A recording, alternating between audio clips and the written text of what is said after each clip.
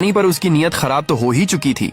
उसने क्या किया कि एक अनोखा हार रानी अनुष्का को भेंट किया और कहा, तुम जैसे राजा भोज की बहन हो उसी तरह तुम मेरी भी बहन हो और यह हार मैं तुम्हें तोहफे में देता हूँ। हार पाकर रानी बहुत खुश हो जाती है। उसे भी लगता है कि जब वह मुझे बहन मान रहा है तो मुझे भी उसका सम्मान करना चाहिए। इसलिए रानी अनुष्का ने अपने महल में उसे खाना खिलाया। सरदार को रहते हुए जब काफी समय बीत जाता है तो एक दिन राजा से कहता है, हे राजन, आपकी बहन को मैं अपनी बहन मानता हूँ। हे राजन, यह बहन काफी समय से आपके पास रह रही है। यदि आपकी अनुमति हो तो मैं इस बहन को और मेरे भांजे को कुछ समय के लिए अपना नगर दिखाना चाहता हूँ। दोनों लोग मेरे यहाँ भी घूम कर देख लेंगे और ज्यादा दिनों की बात नहीं है। थोड़े दिन बाद मैं इन्हें यहाँ छोड़ जाऊंगा। राजा भोज ने कहा, देखिए, इस बारे में मैं तो कुछ नहीं कह सकता। यदि मेरी बहन आपके साथ जाने को तैयार हो तो मैं रोक नहीं सकता, क्योंकि अब तुम उसके भाई हो। सरदार ने जब अनुष्का से अपने यहाँ चलने को कहा तो अनुष्का भी मान जाती है। सोचने लगी कि जब विक्रम इतना कह रहा है तो मुझे उसके साथ चलना चाहिए, लेकिन वह सरदार विक्रम के मन के खोट को नहीं जानती थी। अनुष्का ने राजा भोज से कहा, भैया, मुझे यहाँ रहते हुए काफी दिन हो गए। आपकी आज्ञा हो तो मैं भाई विक्रम के यहाँ कुछ दिन के लिए चली जाऊं। राजा ने भी उसे जाने की अनुमति दे दी। जब रिश्ता गहरा जुड़ जाता है तो आना जाना तो चलता ही रहता है। राजा भोज ने सरदार पर विश्वास करके अपनी बहन अनुष्का को उसके साथ भेज दिया। तुरंत एक पालकी तैयार करवाई और पालकी में बैठकर रानी अनुष्का विक्रम के साथ चल देती है। विक्रम सोचने लगा कि अभी तो मैं इसे बहन बनाकर ले जा रहा हूँ, घर जाकर मैं इसे अपनी पत्नी बना लूंगा। इस तरह वह सरदार अनुष्का को अपने साथ ले जाता है। अब विक्रम ने अपने साथियों से कहा कि शाम तक हमें राजा भोज के राज्य की सीमा से बाहर चलना है, इसलिए तेजी से चलो। सरदार के सभी साथी अपना माल लेकर तेजी के साथ आगे बढ़ते हैं और पूरे दिन का सफर तय करके राजा भोज के राज से बाहर निकल जाते हैं। दूसरे राज्य में जाकर जब शाम हो जाती है तो सरदार उसी जगह पर अपना डेरा लगा देता है। एक तंबू रानी अनुष्का के लिए लगवा दिया, दूसरा तंबू इंद्रजीत के लिए, और धीरे धीरे जब आधी रात का समय होता है तो रानी अनुष्का की सुंदर तस्वीर विक्रम सरदार के दिमाग में चलती रहती है। सरदार आधी रात के समय उठकर रानी अनुष्का के डेरे के अंदर चला जाता है। रानी की सुंदरता को देखकर सरदार की नीयत खराब हो जाती है। विक्रम सरदार ने जब रानी अनुष्का के तंबू में प्रवेश किया तो पैरों की आहट से अनुष्का जाग जाती है।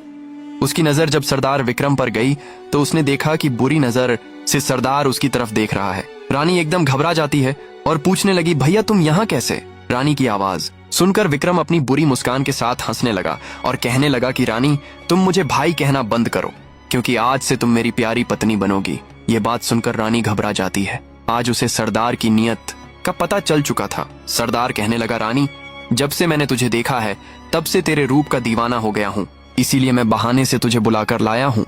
अब आज से तू मेरे महलों की रानी बनकर मेरे महलों की शोभा बढ़ाएगी। सरदार की यह आवाज सुनते ही रानी गुस्से से भर जाती है, उसकी आंखें लाल हो जाती हैं। रानी ने तुरंत अपना खंजर निकाला और कहने लगी, अगर तूने मुझे बुरी नीयत से छूने की कोशिश की तो मैं तुझे जान से मार दूंगी और खुद भी मर जाऊंगी। मेरे भाई ने तुझ पर विश्वास करके बहुत बड़ी गलती की है। किसी ने सच ही कहा है कि नियम की जड़ में चाहे जितना दूध डाल दो पर उसमें मिठास नहीं आ सकती। रानी अनुष्का का गुस्सा देखकर सरदार डर जाता है। वो कहने लगा, कोई बात नहीं, आज तू मेरे प्रस्ताव को नहीं मानेगी तो मैं तुझे जेल में डाल दूंगा। जीवन भर तू मेरे यहाँ कैद रहकर चक्की पीसेगी। रानी बोली, मुझे तेरी हर सजा मंजूर है पर तेरी पत्नी बनना मंजूर नहीं है। इस तरह दोनों में कुछ देर तक बातचीत होती है। सरदार रानी को बहुत मनाने की कोशिश करता है लेकिन रानी नहीं मानती है। जब सुबह होती है तो सरदार गुस्से की हालत में अपने तंबू की तरफ आता है और वहां आकर सरदार ने अपने प्रधान नौकर को आदेश दिया कि यहाँ से पूरे दल के साथ आगे बढ़ा जाए। एक दिन पूरा सफर करने के बाद सरदार अपने गांव में पहुंच जाता है। सरदार का महल भी राजाओं से कम नहीं था। सरदार ने रानी को जहां कैदी रहते थे उन्हीं कैदियों के साथ जेल में डाल दिया और उससे बहुत काम करवाने लगा। इधर उसके बेटे इंद्रजीत से भी बहुत काम करवाता था, उससे अपनी गाय चराता था। इंद्रजीत 13 साल का हो गया था।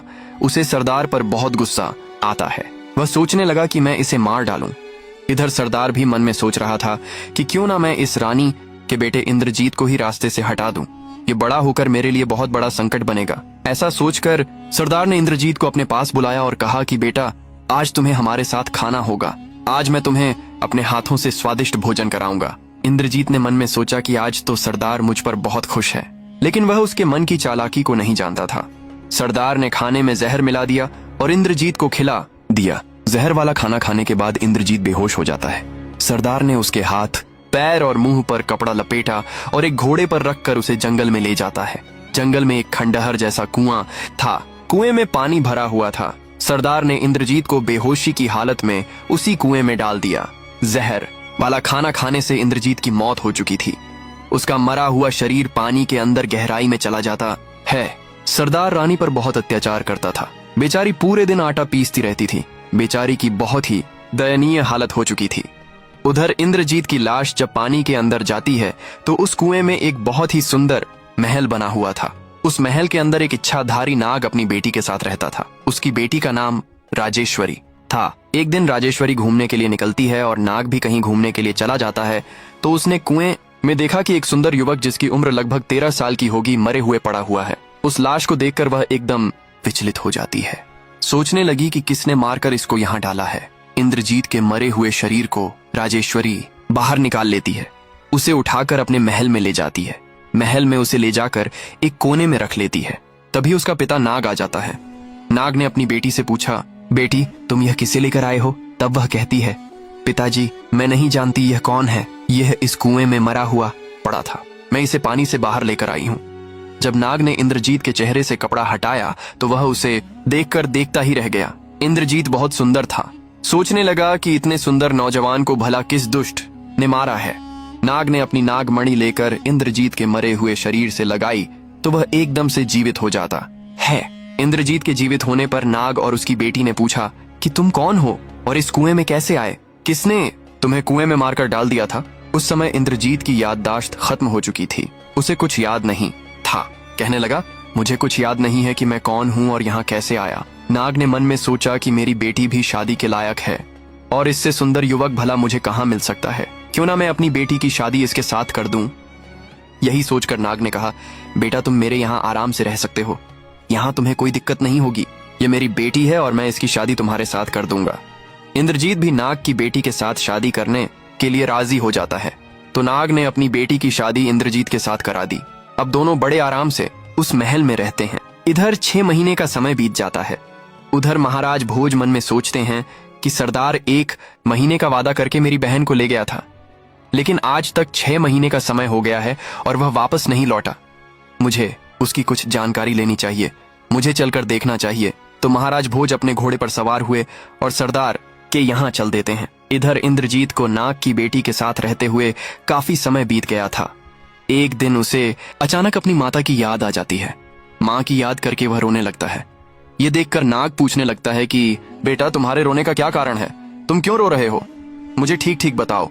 तब इंद्रजीत नाग को अपनी सारी कहानी सुनाता है कि मेरी माता को सरदार ने जेल में कैद कर रखा है और उसने मुझे भी मारकर इस कुएं में डाल दिया था। नाग ने सुना तो कहने लगा, बेटा तुम चिंता मत करो, चलो मैं तुम्हारे साथ चल रहा हूँ।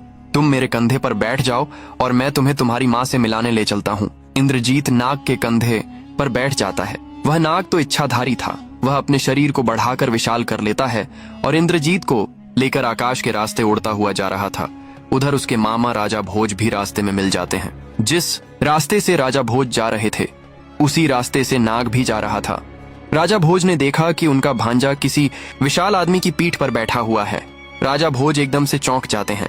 सोचने लगे, ये तो कोई राक्षस है जो मेरे भांजे को लिए जा रहा है। मुझे इसका अंत करना चाहिए। ऐसा सोचकर वह अपना धनुष निकालते हैं और धनुष पर बाण चढ़ाकर उस नाग के ऊपर छोड़ देते हैं। बाण जब उस नाग को लगा तो नाग दर्द से कर एकदम नीचे गिर पड़ता है। नाग ने इंद्रजीत से कहा, तुम मेरे कंधे से नीचे उतरो, मैं इस घोड़े वाले आदमी का अंत कर देता हूँ। इसने मुझ पर धोखे से वार किया है। इंद्रजीत ने देखा कि सामने धनुष पर बाण चढ़ाकर उसके मामा ही खड़े थे। वो अपने मामा को पहचान लेता है। एकदम से कहने लगा, मामा जी ठहर जाओ, तीर मत छोड़ना। मैं आज जीवित हूँ तो इन्हीं नागराज की वजह से इन्होंने मुझ पर बहुत बड़ा उपकार किया है। मुझे उस विक्रम सरदार ने मारकर कुएं में डाल दिया था। मेरी माँ को उसने अपने यहाँ पर कैद कर रखा है। इंद्रजीत के मुंह से यह बात सुनकर राजा भोज का गुस्सा भड़क उठता है। राजा भोज तुरंत नागराज से कहने लगे कि मुझे माफ करना भाई, मैं तो ये समझ रहा था कि कोई राक्षस मेरे भांजे का अपहरण करके लिए जा रहा है, इसलिए तुम पर बाण चला दिया। मैं तुमसे माफी चाहता हूँ। यह सुनकर नागराज बहुत खुश हुआ और कहने लगा कि नहीं महाराज, ऐसी कोई बात नहीं है। मैं तो तुम्हारे भांजे और अपने मेहमान को लेकर उस सरदार को सबक सिखाने जा रहा था। मैं उसको जिंदा नहीं छोड़ूंगा। इस तरह तीनों आपस में बात करने लगे। बात करने के बाद सरदार से बदला लेने के लिए चल देते हैं। उधर रानी अनुष्का के पति राजा सोम ने सोचा कि मैंने अपनी रानी को देश से निकाल दिया है, उसके बाद मेरी किसी और रानी से कोई संतान पैदा नहीं हुई, मेरा तो वंश ही खत्म हो जाएगा। उसी दिन राजा सोम उसी सरदार विक्रम के पास आते हैं, क्योंकि सरदार का राजा के साथ उठना बैठना था। उसका खुद का भी राजाओं जैसा किला था। ठीक उसी तरह के दिखावे के साथ उसने भी अपनी एक छोटी सी रियासत बना रखी थी। राजा सोम जब सरदार विक्रम के यहाँ आते हैं तो उनका खूब आदर सत्कार होता है। सरदार यह नहीं जानता था कि जिस रानी को मैंने अपने यहाँ कैद कर लिया है वो रानी इन्हीं राजा सोम की पत्नी है। राजा सोम भी नहीं जानते थे कि जिस रानी को मैंने मरवा दिया है वह अभी जीवित है और इसी सरदार की कैद में है। इधर राजा सोम सरदार की सभा में बैठे हुए थे। उधर राजा भोज, इंद्रजीत और नागराज भी आ जाते हैं।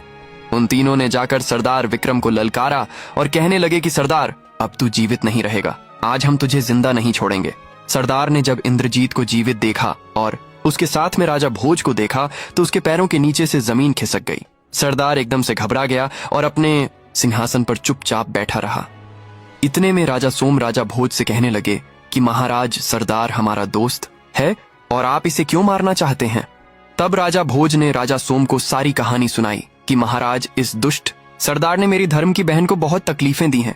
ये मेरे धर्म का भांजा है। एक बार की बात है महाराज, मैं जंगल में गया था। वहां मुझे एक दुखी, लाचार और अकेली स्त्री मिली जिसका कोई सगा संबंधी नहीं था। उस स्त्री को धर्म की बहन बनाकर मैं अपने घर ले गया। इस दुष्ट सरदार से मेरी दोस्ती थी, इसलिए यह भी उसे अपनी बहन बनाकर कुछ दिनों के लिए अपने साथ बुला लाया, लेकिन इसके दिमाग में कुछ और ही चल रहा था जिसे मैं ना पढ़ सका। आज इसलिए मेरी बहन को इसने कैद में डाल दिया है और मेरे भांजे को जहर देकर इसने कुएं में डाल दिया था। मैं अपनी बहन और भांजे को इसके यहाँ से आजाद करने के लिए आया हूँ। मैं इसे मारकर उन्हें यहाँ से आजाद करा कर ले जाऊंगा। पूरी बात सुनने के बाद राजा सोम ने सरदार को उस स्त्री को आजाद करने के लिए कहा। सरदार के 4 आदमी रानी अनुष्का को बुलाने जाते हैं। उन्होंने कहा कि बहन, अब तुम विक्रम सरदार के यहाँ से आजाद हो गई हो, बाहर तुम्हारा कोई इंतजार कर रहा है। रानी अनुष्का सोचने लगी कि इस दुष्ट सरदार ने मेरे बेटे को भी मार डाला, अब पता नहीं ये मेरे साथ क्या करेगा। चारों सेवकों के साथ रानी अनुष्का जब दरबार में आई तो वहां पहले से ही उसके पति सोम बैठे हुए थे। वहीं पर उसका बेटा और उसका भाई राजा भोज भी बैठे हुए थे।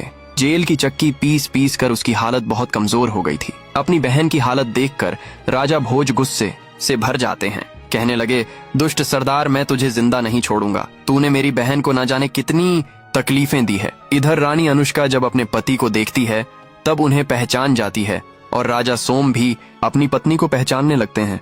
सोचने लगे कि ऐसी ही रूप रंग वाली तो मेरी स्त्री थी जिसे मैंने जंगल में छुड़वा दिया था। राजा सोम पूछने लगे, हे देवी हूबहू, मेरी रानी की तरह दिखने वाली तुम कौन हो। तब रानी अनुष्का कहती है, महाराज, आप इतनी जल्दी मुझे भूल गए, ये मुझे उम्मीद नहीं थी। याद करो हमें और तुम में पक्षियों के जोड़े के ऊपर बहस हुई थी।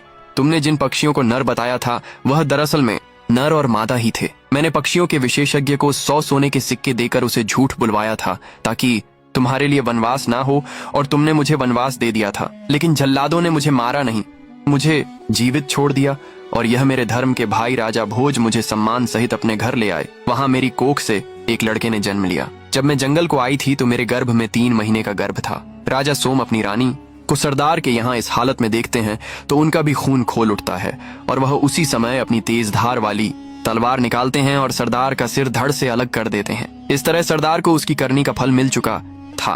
तब राजा सोम राजा भोज के पैरों में गिर पड़े और बोले, महाराज, मैं आपका बहुत आभारी हूँ, आपने मेरे डूबते हुए परिवार को बचा लिया। उसी समय महाराज सोम राजा भोज से आज्ञा लेकर अपने नगर को खुशी खुशी लौट जाते हैं। कहते हैं कि चाहे कोई कितना भी अपना होने का दिखावा करे, इन 4 लोगों पर कभी भरोसा मत करना, वरना तुम्हें धोखा ही मिलेगा।